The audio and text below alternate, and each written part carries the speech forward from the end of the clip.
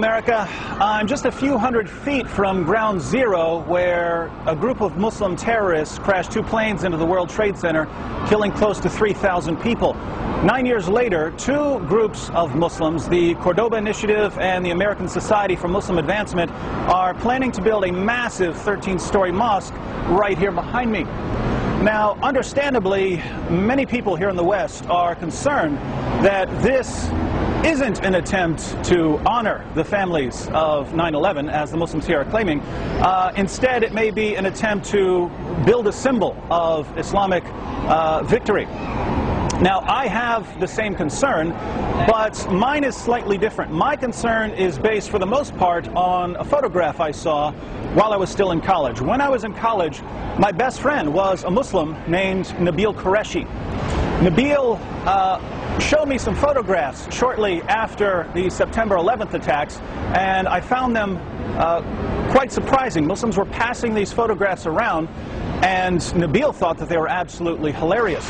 The first photograph was a picture of George W. Bush as a Muslim, and I have to admit, that one was actually pretty funny. George W. looked like he had joined the Taliban. The second photograph wasn't so funny. It was a photoshopped picture of the Statue of Liberty covered in a full veil. Now, this one bothered me a little bit. It was the Statue of Liberty, a symbol of freedom and justice, covered by a full veil, a symbol of oppression and Sharia law. Now, these 2 pictures actually worked their way around the internet, so lots of people are familiar with them. The third picture is the one that really disturbed me, however. It was a photoshopped picture of New York City covered in mosques and minarets. In the bottom corner, it said, New York City, 2006.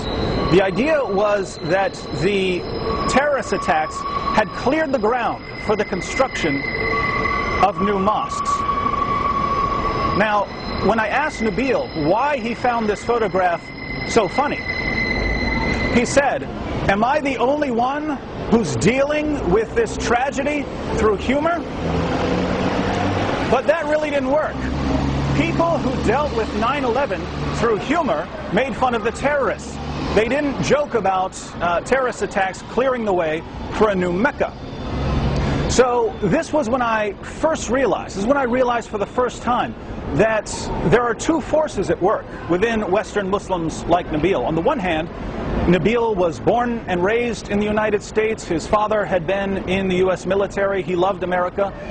But on the other hand, even though he came from the most peaceful sect of Islam, there was something in Nabil that allowed him to smile when there were terrorist attacks. Now, those of you who know personally, who know Muslims close enough to where they can tell you what they really think, you know this is actually quite common. Good citizens in public, not so good citizens in private. Interestingly, this dual Muslim nature is advocated in the Qur'an.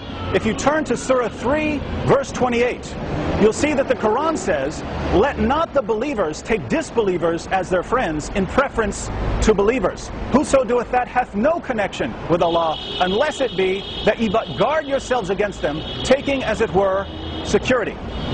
So if you're a Muslim, you're not supposed to be friends with unbelievers unless it's to protect yourself. What this means is that if Muslims feel threatened by a stronger adversary, say the United States of America, they can pretend to be friendly in order to protect themselves, in order to guard themselves against these unbelievers. The greatest Islamic commentator of all time, Ibn Kathir, comments on Surah 328, and he says that when Muslims are outnumbered by a stronger adversary, believers are allowed to show friendship outwardly, but never inwardly. He goes on to quote Muhammad's companion Abu Darda, who said, "We smile in the face of some people, although our hearts curse them." So if Muslims are in an area where they're outnumbered, they're supposed to have 2 faces. Inwardly, they're supposed to hate the unbelievers and to long for the day when Islam will dominate. Outwardly, they are allowed to pretend to be peaceful and tolerant and kind and loving, smiling in our faces while cursing us in their hearts. What's my point, you ask? Well, the Muslims who want to construct a massive mosque here assure us that they're doing it to honor the victims of 9/11 and not to construct a symbol of Islamic supremacy. They assure us that they're going to build a beacon of understanding and harmony, a place for people of all faiths to gather and condemn extremism. Do you believe that? If so, I'd like to sell you a bottle of Wood's Miracle Magic Cure-All from the Miracle Springs of Poland for the low, low price of $487. My friends, what did Muslims do when they conquered Mecca? They went to the Kaaba, the center of pagan worship, and they claimed it for Islam. What did Muslims do when they took Jerusalem? Where did they build their mosque? They built it on the Temple Mount. When Muslims conquered Damascus, where did they build their mosque? They demolished the Church of St. John the Baptist and replaced it with a mosque. Why? When you Islamize the most important places of your enemy, you destabilize your enemy, you make them weaker, and you show them that Muslims are in control. Now, the mosque that's being built here, we don't have a religious center in the United States of America, but we do have an economic center. The heart of that economic center was the World Trade Center, which was destroyed by Muslims. And now Muslims want to construct a massive mosque. Why? To honor the victims of 9/11? Keep in mind, this was in the minds of Muslims all along. Right after the September 11th attacks, Muslims were joking about filling the city with mosques. And now they tell us that they're doing it to honor the victims of 9/11. Smiling in our faces while cursing us in their hearts. Come out of the cave, America. It's dark in there.